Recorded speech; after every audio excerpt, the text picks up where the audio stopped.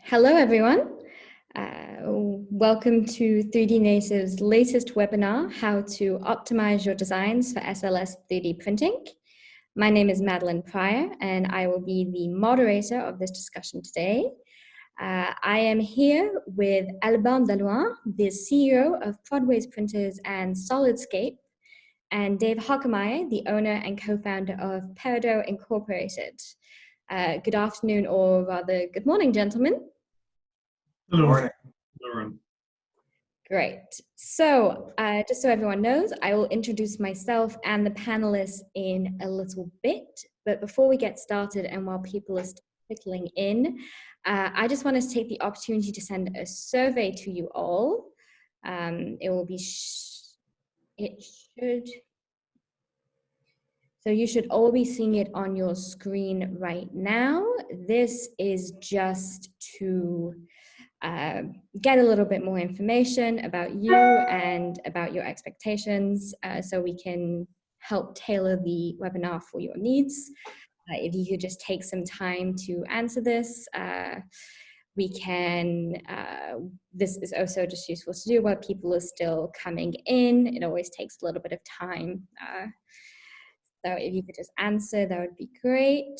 And at the end, I will also show you the results. While people are answering those questions, I would just like the opportunity to tell you all that this webinar will be recorded. You will be able to find it afterwards on 3D Native's YouTube channel if you would like to rewatch it. And if you would like to be notified when it's put up, feel free to subscribe to our YouTube channel. We have a lot of other content as well, all regarding 3D natives, not 3D natives, sorry, 3D printing. So I'll just give you all a few more minutes because we just have some more people coming in to answer all these questions, and then I will broadcast the results. Let's just take a moment. Thank you so much for responding. It's helpful for us as the moderator and the panelists, and also for you guys just to get a better view of who is attending this webinar today. And we have people still responding. Just a few more seconds. If you haven't responded, please, we really do appreciate it. And it's really just for our information. Okay.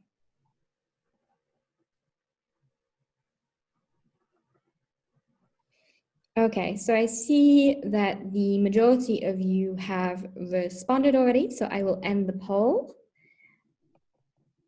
And I will now share the results with you all.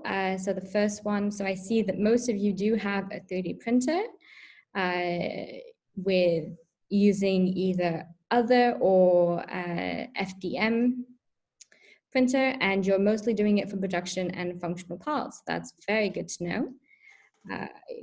You are very much in the right place.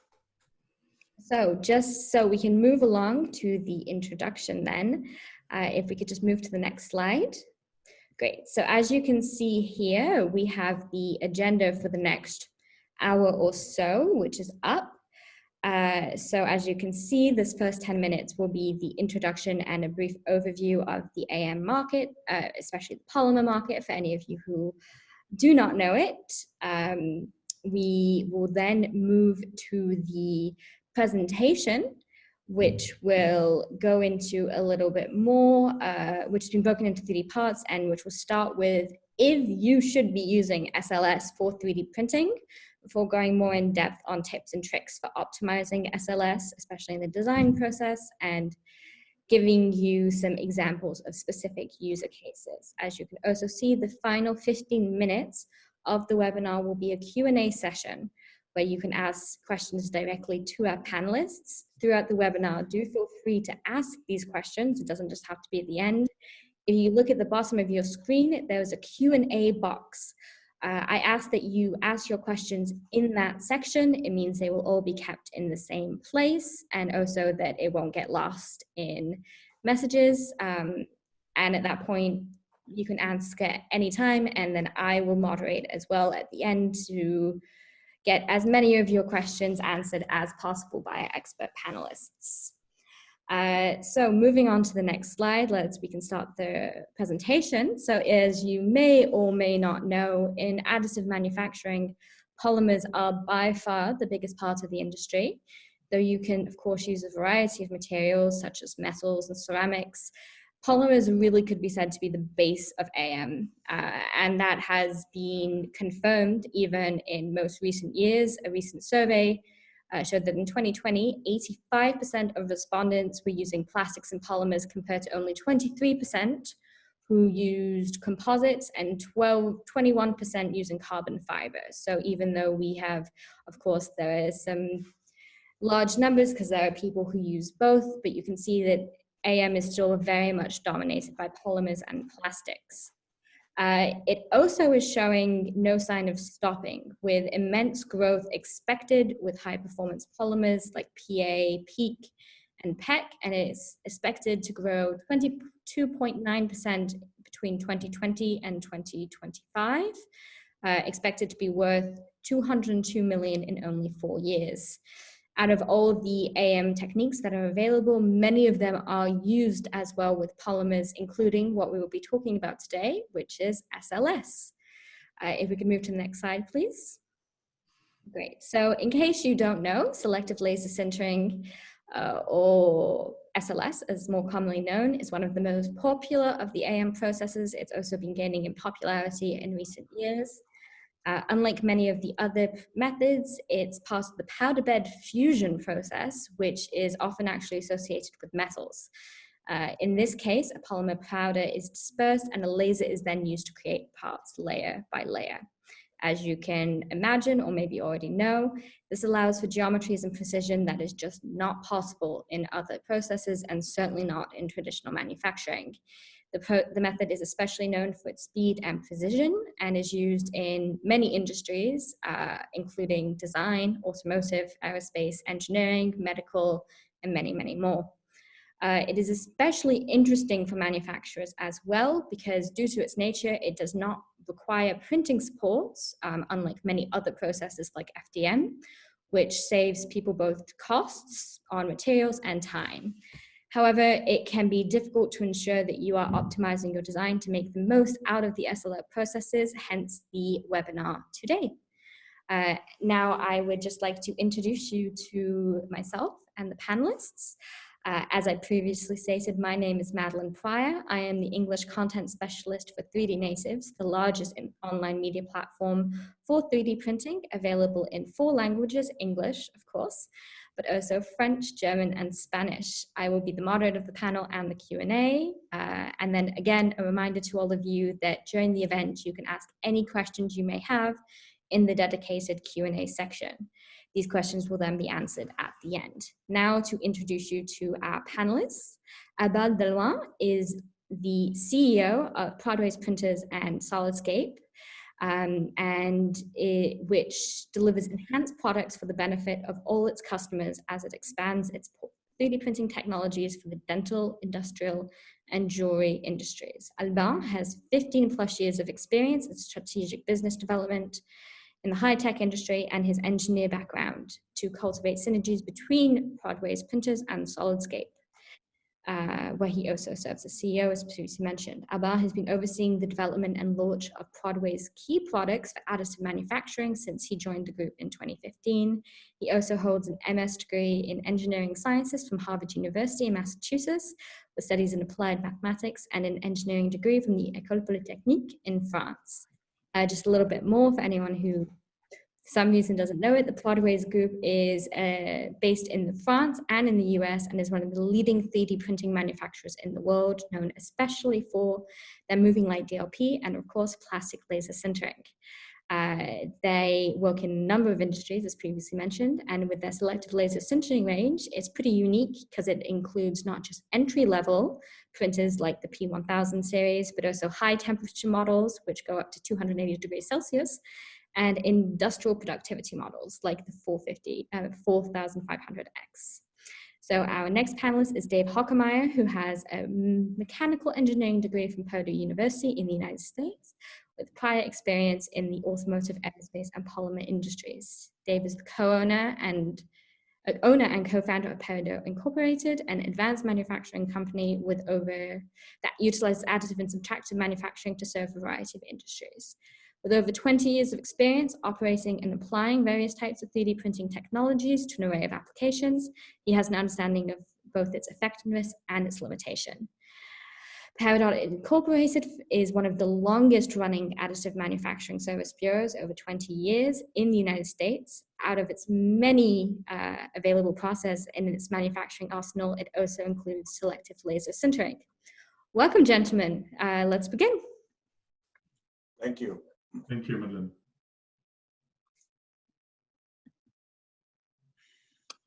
Just move to...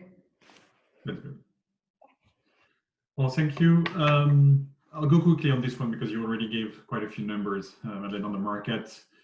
But indeed, we've all seen last year that additive manufacturing has continued to grow, especially the polymer part. It's represents a significant portion of the market, and it's actually it's been used widely in the previous years, and it continued to grow. And that's why we continue to focus on developing industrial application for the polymer. If we do a focus on the polymer, I'd like to share with you on the next slide one of the graphs that was shown by Sculpteo. Sculpteo publish every year what they call the state of 3D printing, and the report for 2021 was just recently published. And that shows what kind of technology are being used, either in-house or externalized. We have a slightly different flavor from what we got from the survey. So I'm happy to welcome all those that already own a printer. But you can see that SLS is the #2 technology to being used. And it's also massively outsourced and not necessarily insourced. And so it could be good to discuss today what are the barriers and what we can do to better use SLS as a 3D printing technology. Again, we showed the principle, and I'm sure that most of the people in the audience are familiar with SLS. Just 4 key points that will help us understand what needs to be optimized and what is really particular about the SLS process. The first point, obviously, is that we're working with thermoplastic in a powder form, and that's an important part in the process. It gives you the ability to not have support, but it also gives you the need to process powders that are volatile, that you need to store, you need to mix, and all these are part of the process overall, and are taking actually an important part of the task that you need to perform around SLS. So we'll discuss this also later on. We're working with a laser to sinter. The result of the laser is that the laser size, the position of the laser will directly drive the accuracy of the part you can build to the limit, of course, of the grain size that you can find in your powder. You can have coarse powders or finer powders, but that will be the limit. And conversely, the speed of your process, how fast you can finish your job, directly depends on the laser power and on the number of parts, on the heights of the build. But even at the same build height, it depends on the number of parts. So this gives you some of the knobs that you have available to optimize the use of SLS with this technology. So let's start to address the first part, which is to discuss when is it suitable to use SLS, and then we'll discuss once you're using SLS, what can you do better. So this is the biggest question. So I have a design, I have a project, I have a part, and we're asking the question, should I use SLS? Well, there is an answer to this question, and the answer is maybe. And that's what we're going to discuss now. So the real point is that if you are looking at a functional part, a part that has an end use, that you're going to manipulate, that you're going to place somewhere, then you must explore whether SLS is a viable option. It's definitely a competitive solution. It definitely brings functional material that have that can match your application. And so you should explore, make your ROI, and define whether SLS can be used, because it can definitely, in many situations, be a good pick for your application. And so in particular, what are the key benefits that we see from SLS? So the first thing is that it's a low cost per part and a high productivity with no support structure technology. Now, talking to cost, of course, we need to compare with 3D printing and with other manufacturing technique. Depending on the complexity of your part, it can be a much lower cost per part. If you have a very simple part, of course, there are some other manufacturing techniques that can do a better job. But compared to other 3D printing technology, the powder is one of the cheapest source of material. And even in the recent years, we've seen even more powder coming to the market with attractive prices, volume prices, and so it's really allowing you to get a really good cost per part. It's also a technology that gives you access to large building blocks, so you can manufacture a lot of small parts in a single job. You can manufacture larger parts. So it gives you quite some flexibility in terms of manufacture build profile. And we hear more and more story of small series production using SLS, and that's thanks also to this large building block. And of course, the last point with SLS, it's one of the 3D printing technology that give you the most design freedom. We'll go again around the design constraint, but honestly, beyond the enclosed volumes, you can design pretty much whatever you want. There is no support to be removed, not many constraints. So it's a very flexible approach to design functional parts. So some of the use cases that we see emerging on the use of the SLS technology: functional prototyping, and use production. So, and it's not new. It's been around. We see more and more production parts growing, but functional prototyping remains a key usage of SLS. It's becoming a more and more popular alternative to injection molding, and last year has demonstrated fully the stress we can see on supply chain, and the ability to have a local manufacturing that you can control, that you can scale up, accelerate, decelerate at any time, is really a very interesting asset to get with SLS 3D printing. And so any low to mid volume production can now be a good case for the SLS technology. So that's really some of the key area where we see the use of SLS. In terms of vertical markets, you can find SLS pretty everywhere where you would have some polymers, automotive, aerospace, but even consumer products. So there is really no specific vertical market for this technology. So the last point about SLS is, well, if it's that great, why are we not producing everything in SLS? And it's true that, as you see, a lot of people are externalizing it or not yet using it by themselves. And that's because we've seen a few common objections to the technology. So the first thing we usually hear is that, well, SLS, still it's expensive. And that goes with 3D printing in general. Also, well, double check. I mean, it has been growing a lot recently in the recent years. More material, more players. We've seen many large chemical companies join the SLS industry, and the example of the polypropylene from BASF that's coming from the injection molding, that is a known material that's coming with a competitive price, is a good example of a material that really gives you access to lower cost per part. The second objection that we hear is the surface finish of the SLS. Because you're working with a powder, as you sinter the powder, you get a grainy surface. First, there are some very good powder that are finer, that have a narrow grain distribution that give you a smoother surface finish.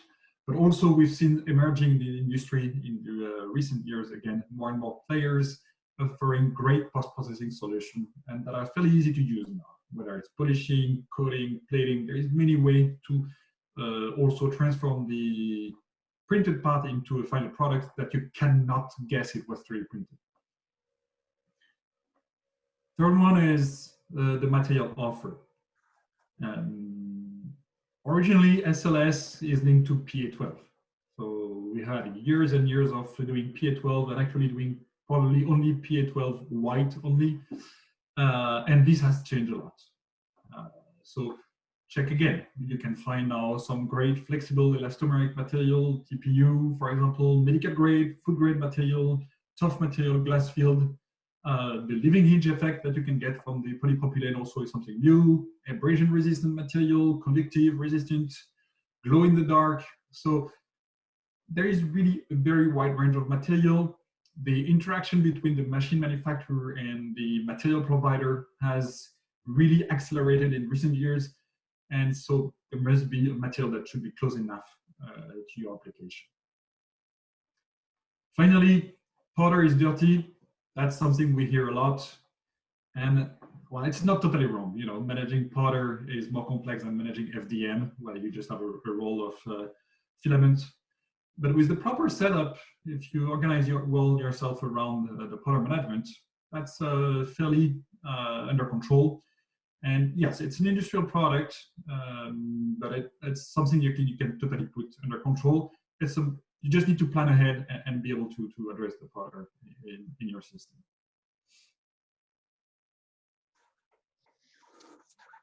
Okay, thank you, Alban. Hello, everyone. All right, so to expand on that a bit on some of the objections that Alban just mentioned, parts are too expensive, surface finish, etc.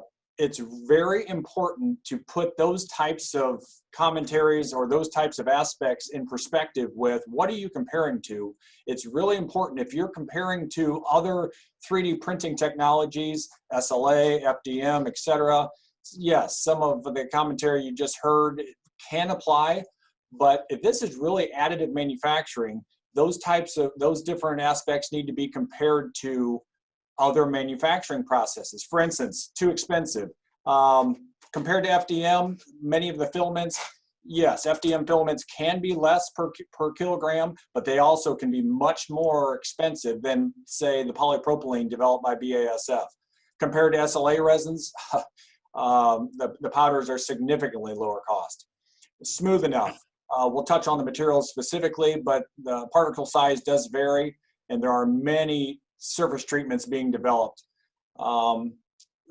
The number of materials are evolving quickly every year, so there is a diverse type of material available on this SLS technology, so that just needs some homework done.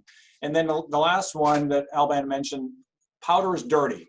We'll touch on that a bit further, but yes, compared to an office 3D printer, yes, that could be argued. Compared to an injection molding machine with lots of ancillary equipment, it's not as dirty as that. So it's important to look at these different aspects with respect to what? With respect to whatever it is you're comparing to, which can vary in every case. So as we move on to design considerations and limitations, here's some hard numbers, not to bore you, but things such as in this SLS technology, and most of this information is coming from the polypropylene material. Wall thickness. Yes, all of these are part dependent, but about 0.5 millimeter is what we recommend as a service provider that's been in this industry for over 2 decades. 0.4 millimeter, 0.5 millimeter. Hole size. When you start getting down to 2 millimeter diameter and under, it starts to get challenging. There'll likely be some secondary ops to qualify your hole. Escape holes. Those need to be considered. That's hollow areas that have excess powder in them. How do you remove the powder? It's just part of the technology. If you have a single escape hole, we recommend about a 5 millimeter diameter. If you have multiple escape holes to get the powder out, you can make it smaller, about 3 millimeters in diameter. A common question is minimum feature size. Well, again, that can vary a bit, but 0.5 millimeter to 1 millimeter is about as small as we recommend for polypropylene. And even that, a consideration or something to keep in mind is this is a heat-based technology. heat is being introduced to the powder bed. So let's say you have a very thick section, a heavy wall, and your next part in the build or a feature on that is a very small feature. There is some experience factor and some consideration, and in this case, Prodways is very supportive to provide assistance in that. But when you have a heavy section, i.e. a lot of heat and mass, and that's followed up with a small feature, that can be challenging. So considerations have to be made for that. Moving connected parts. What that means is, can we start building assemblies? And the exciting answer is yes. Again, SLS has been able to do this for some time, but as these powders and materials become more applicable to production, we can build multiple parts in the same assembly, which, what does that do? It reduces downstream assembly, which is a big labor savings. Another common consideration we get asked is text. We recommend roughly 0.2 millimeters high by about 0.4 millimeters wide. We have lots of parts that we build that has lettering. Tolerances, again, about 0.25 millimeter plus or minus, and then we add a 0.1% scale factor, depending on a very small part or a very large part. Part quality. Alban touched on that a bit. It does vary a bit by, surface finish varies a bit by powder, but we are finding that part quality, or I like to say consistency, is very good. We run multiple technologies in our company so we can compare them head to head, but part quality is nicely consistent. Orientation is always a factor in additive manufacturing. The XY strength is consistent, the Z strength is similar, but orientation of your part is tied directly to the function. So being a heat-based system, I want to stress that again, that heat-based with orientation of your part, those types of things do go into deciding the optimal orientation. Limitations, on the other hand, yes, every machine in the additive community has a given size, as does every injection molder. They have given shot sizes. So depending on what machine you deal with, how big can your part go is driven by the size of the machine. Consistency, again, I've touched on this. We have found pleasantly surprised with the consistency. We just went through a PM just recently and found that our PM parts before that and the parts after that, not only have we adjusted the machine, but it continues to be very accurate and consistent. Massive and thin details. This technology may not be the best, and really, there's not many 3D printing technologies for massive sections, heavy sections. But the nice thing is, there are different settings for each type of part, and you can change those settings within the same build. You have a heavy, massive wall part, you have very thin walled, small detailed parts. They can be ran at different settings in the same build, which is a big advantage. For instance, nesting, you can run an 8 to 10% density in your nest, and that is very feasible with the SLS technology. How you nest, there's softwares out there. I happen to do it old school. I nest it myself on the screen for every build, but that's a major advantage, and the software can help with that. So those are some basic design considerations. Again, some of those can be varied by materials as we move on to look at the basic material options that we have. So here's highlighted, I'm sure many of you are familiar with the SLS technology. It's been running the PA-based materials for some time, PA12. It's a wonderful material, well-rounded. And we talked about surface finish, and again, one of those comments about the SLS technology is grainy surface finish. For instance, to give you a reference, PA12 often runs at about a 44 micron particle size. Gives you very nice surface finish. It can have glass bead.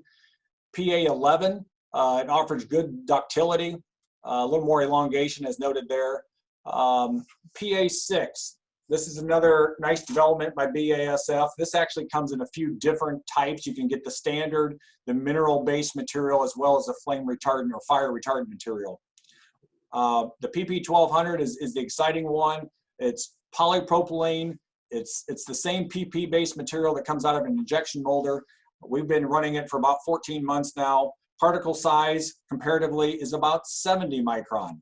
So that affects surface finish a bit, but we've had very good luck with it and a lot of success. And finally, the TPU arena offers an elastomeric, a rubbery material. So that this shows the diversity of the SLS technology, covers a lot of different materials. As we move on to post-processing, a very common question as you start to peel back layers of the onion. What does this technology need? You see pictured there our cleaning facility, and what we've done here is actually built the area specific for this. So dust control or powder dust control, that must be taken into consideration. We put in air handling units to keep the air clean. You see a separate room there pictured in the right side of the picture. We actually built a separate post-processing room to keep everything contained. Your HVAC system or your air handling system has to be taken into account. Use filters on your air handling system. Don't let the ducts blow air directly on the machine. Things of that nature. Pre-planning can go a long, long way in success. What types of parts do we build? We build not only various prototype and one-off parts that are varying from size and wall thickness, so we do a lot of prototyping, but we also do serial production. We use this technology for production parts that are repeating. We have one small component that we've printed over 14,000 pieces in the last 12 months. We have another part that we're building several hundred parts. So we use it for both production and prototyping. And again, the production parts are very similar to injection molding. You need gauges, you need quality instruments. It's really no different in how you inspect. Surface treatments are being developed as we speak. In that post-processing arena, blasting is a very common process to clean the surface. Other surface treatments for color, such as painting, we'll get to that in a use case. Plating, all those things can be done with SLS parts. And again, you can build assemblies together as one part, which is wonderful for downstream labor to reduce that. Downstream assemblies, it really helps. As we move over to limitations, again, a consistent environment. This technology wants to be ran in a consistent environment. Whether the season changes wherever you're located, from cold winters to hot summers, the environment needs to be consistent. Simple things like doors and drafts, cold air coming in, things like that have to be taken into account, along with humidity. You just want a stable environment. Another limitation or consideration would be the area. How much room do you need? Again, as pictured there, the machine takes a very small footprint, which is wonderful, but the post-processing must be considered. So you have to have ample space, and you need to consider that. And the last thing to consider as a limitation is nearby processes. Though we've got it contained, you will have some powder float. It will get on other surfaces. So you need to understand what processes are you going to put near this. So as we move on to key takeaways, they're pretty straightforward for each for an investment like this. Invest in your facility. As I just mentioned, plan ahead and do your research. I would encourage anybody considering this technology in-house is, after you're done talking to the salesperson, which is fantastic, get out and talk to users, people that have been doing it, and I think you're going to learn some other things. Number two, define your specs. What do you need for your facility? Each facility is going to be different, and you need to consider your own area. And finally, number three, create a weekly ROI. As you invest in this technology, everybody has to have a return on it. You need to understand that. Do you have to run your numbers and have the machine full every day? Can it sit idle 10, 20% of the time? Prepare yourself for, I can really fill it up and have a long run for the weekend. Those types of things need to be considered with this technology of how you're going to operate it, because whether you're in a production environment or a prototype environment, it will vary.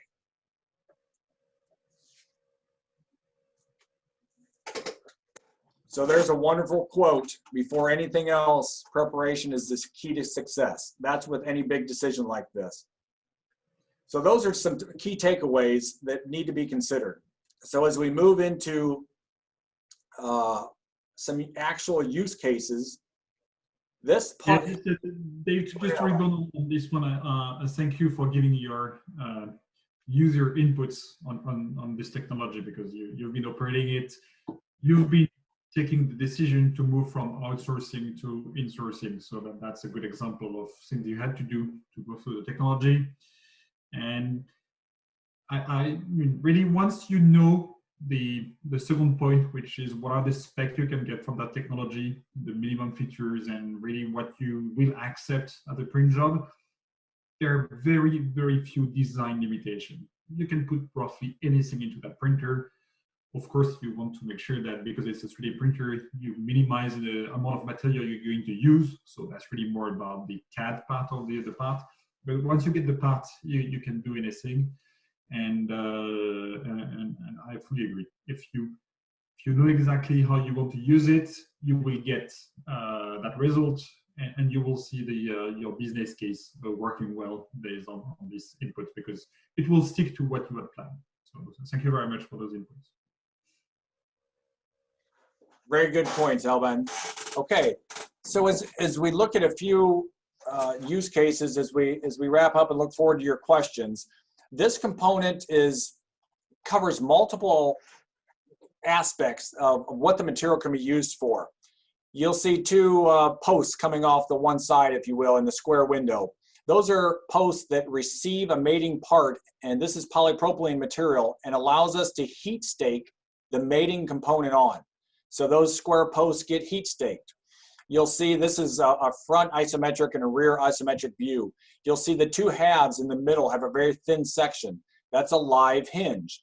So these two halves can flex. So there, we're using the capability of a flexible material, but yet it's very durable. So we have a live hinge included here, and that is a preloaded angle. This part was printed in multiple iterations, and we started to understand how that material flexes in that live hinge. So we're using the ability to heat stake, the ability for it to flex. As we move on to the next slide, here's a couple mating components, very small. The picture on the left, overall width is about 24 millimeters. You'll see two pronged or barbed features, we call them Christmas trees. Those flex to receive a snap fit, works wonderfully. In the middle is a C-shaped snap fit or a C-shaped clip. This is a very small part, and all these components go together. On the right side, the part in blue, that's about 8 millimeters wide and about 3 millimeters thick. Again, a very small part that is snap fit into that, and on the back side of this view, we heat stake it into place. So those were CAD pictures. As we move to the next slide, these are actual physical parts that were built. There's the same parts we saw in CAD. The left side, it's now been painted red, minimal benching, so you can actually see the layer lines, which was acceptable to this customer. But those are the actual parts that were built. On the right side, there's that same barbed features on the left and right with the clip in the middle. And this is, again, polypropylene, which runs at about a 70 micron particle size. These are very close-up pictures. The surface finish is acceptable to the customer in this case. And the lower right picture is showing that clip that is inserted, that is heat staked into place, and it holds a mating part. So very fantastic functionality, which is what we were going after in this case. And this product is moving towards production being which would be on the SLS technology. And as we wrap up, one more use case to the next slide. This is a type of tank. It's your basic two-piece tank with a cap. But what's exciting again is the ability to print this using additive manufacturing in polypropylene material. The two halves of the tank, the gray and the green color, were actually heat welded together to make a fully functional part, just like in production. And as we move on to the next slide, we'll see those physical parts that were built in 3 separate pieces, heat welded together. And not only did we fill it with fluid for leak tests, permeation through the sidewalls, which we saw none, we also subjected it to air pressure to check for leaks. We did not do a burst test on this part, but we were very impressed and very excited how it performed holding liquid as well as air. So that's a polypropylene part that is simulating production. So in summary of these two cases, on the next slide, the tank assembly is exciting because it was built in the same material as production. Obviously, allowed for a reduction in time and cost. We're estimating tooling about an $18,000 US dollar savings. We saved about 6 weeks. The chemical compatibility of PP speaks for itself, but this was a fully functional part that allowed for functional testing. And to the aerospace application, and we just list a few of the attributes there. This is in the same material and process as production is going to be. We had a live hinge. We had the snap fit barb components. That live hinge was preloaded for a unique fit. We can heat stake mating components. We were able to color it, and again, it produced a fully functional part. This part in injection mold in the US dollars would be approximately $27,000 and would have about a 10-week lead time. So just another use case that I'm sure many of us are familiar with where additive came through. So with that, a few examples. I'll turn it back over to Madeline as we are ready for some questions.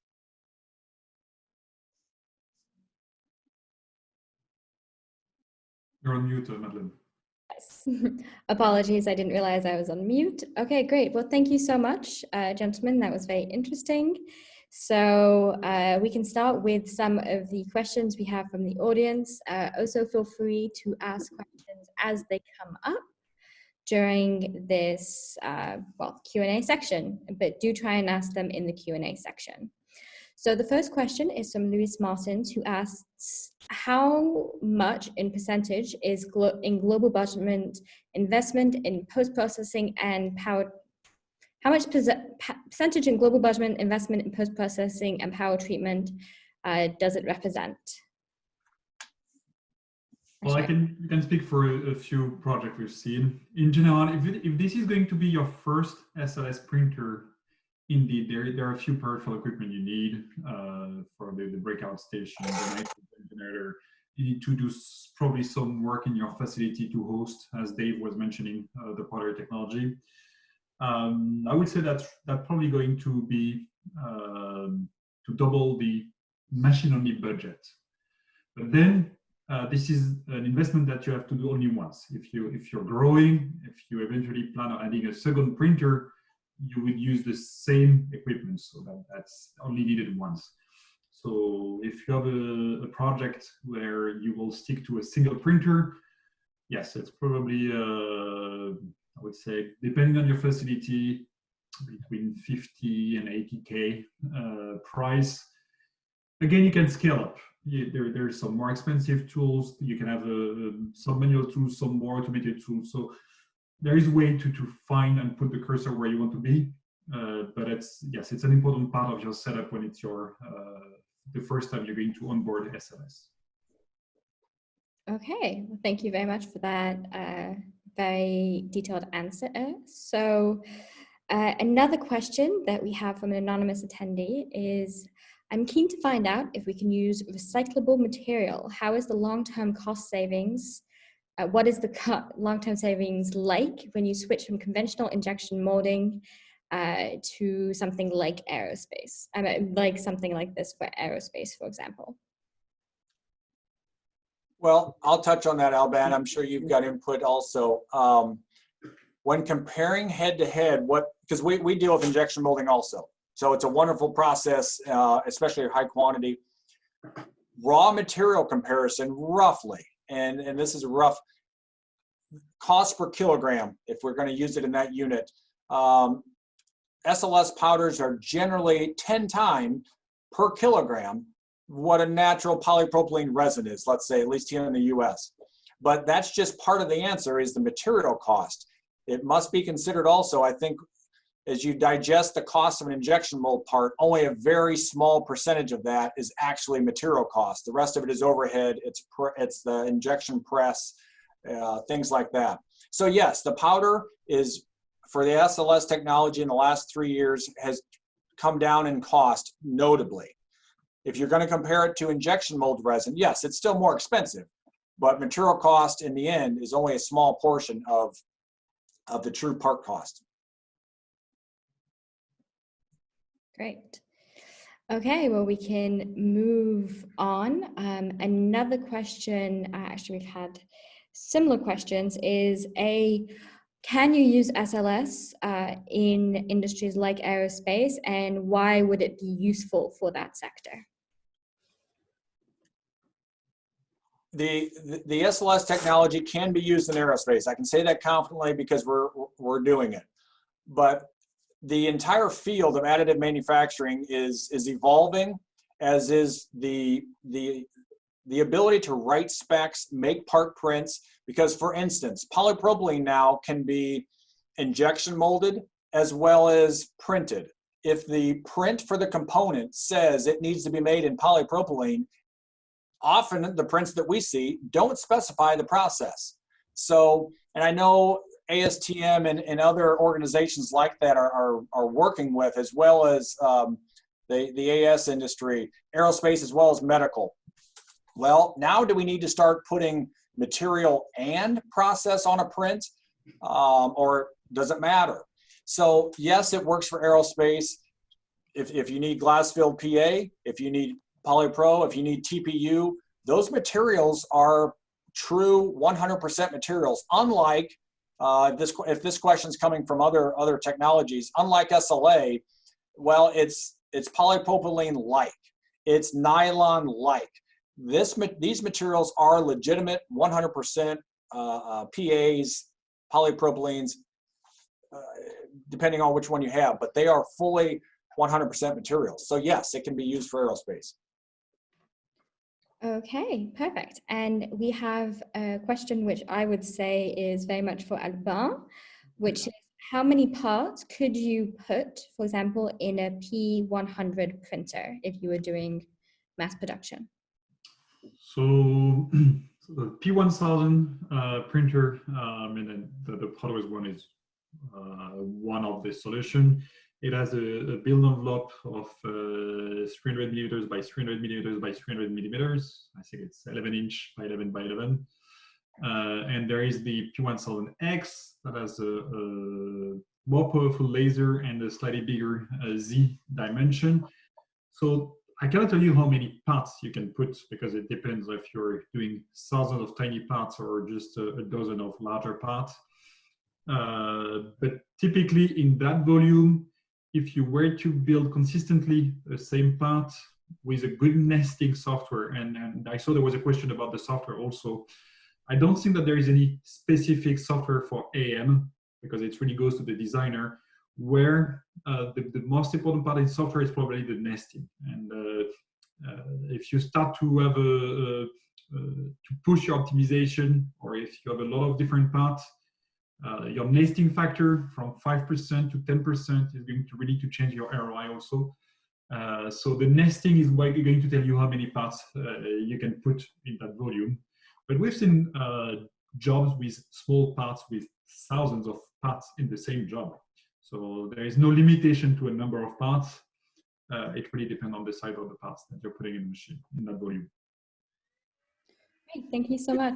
To expand on that just a bit, literally, I mentioned earlier we have one part we serial produce thousands of. The most parts we've ever had in a build, it was the same part, relatively small. We put 1,080 parts in one build, and it built very successful, and we've actually done that same build multiple times. Very small part, to Alban's point. There's other things that you can only fit one in, but we've done almost 1,100 parts in one build. Of course, it really depends on the size of the object, of course, but you can, with efficient nesting, you can get quite a lot of parts into one. Another question, which is there a way to print the first build and subsequent build without a trial and error method? Well, this one is for you, Dave. Yeah, very good question. And I have a hunch this came from an experienced person. again, I've been in the industry over 2 decades, and that question is coming from, I'm going to call it the past of the SLS technology. For a while had a reputation of, I'm going to build a part, well, I'm going to have to build it 3 times to get a good one. Those days, at least I can speak from our experience, are hopefully behind us. Yes, you can produce that first part without trial and error. Now, does experience count? It sure does. Knowing thick-walled, thin-walled, how to nest, but we don't do that here. I'll put it that way. We don't price our components that way. We price and we plan for building it once, getting it right, and shipping it out the door. So no, it can be done without a trial and error method. Great. Yeah, that's really good to know. Another quick question on the automotive and aerospace industry.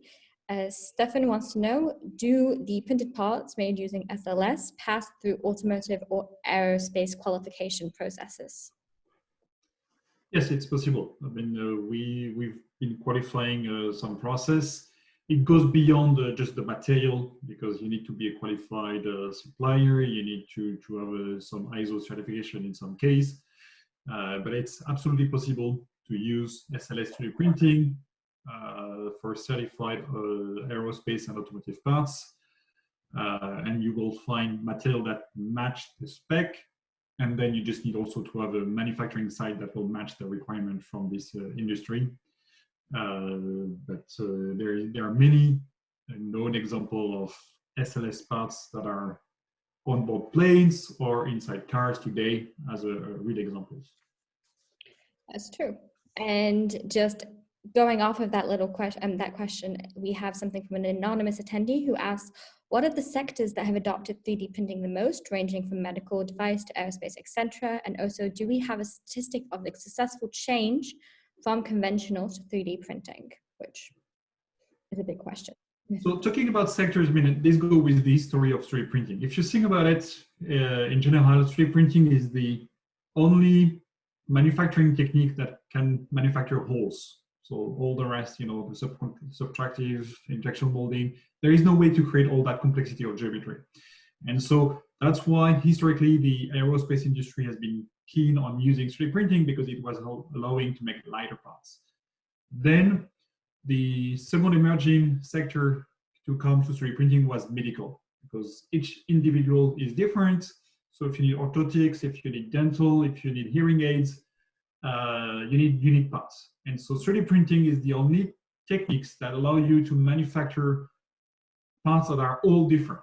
Think about the hearing aids. It's a sector that is now 100% made through 3D printing, because each individual has a different mold.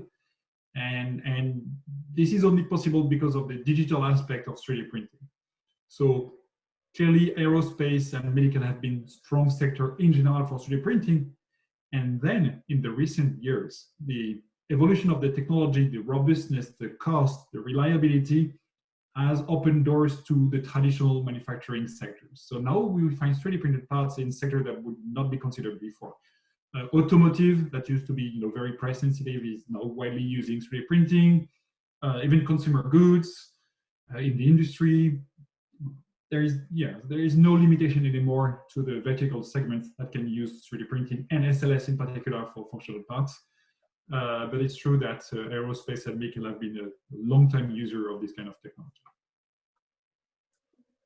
Thank you very much. So one person has a few questions, so I am just going to group them together. First, what reuse to virgin powder ratio do you run on BASF's P11? Do you find it slower to print SLS P11 over PA12? And isn't the number of parts you can pack in a build dependent on the laser run's scan time? What is the max scan time you would run? Okay, I'll take a few of those questions around material indeed, and thanks, Christopher, for the questions. So first thing, refresh rates and recyclability. So we see today material in SLS that range from a 50-50 refresh rate down to a 10%, and even you could go to 0% of some of the material. So you can find some material that can be fully reused. By just to be clear, what we call recyclability is what do you do with the powder that was not sintered. So it has been exposed to heat, and the grain will slowly age as they go through these heat cycles. And so you want to bring fresh powder to the mix every time you build, and that's your refresh ratio. We're working hard to continue to improve those refresh ratio. That goes working with the chemists so that we can do that. So again, we have a few materials that can get to very high refresh rate. Ideally, being at a 25% is good enough because you're already using 10% of the volume as sintered parts. So as soon as you get close to 25%, that gives you a fairly good economic usage of the powder. Now, with respect to the different powder, I saw there was some question also on which powder to use for orthotics application.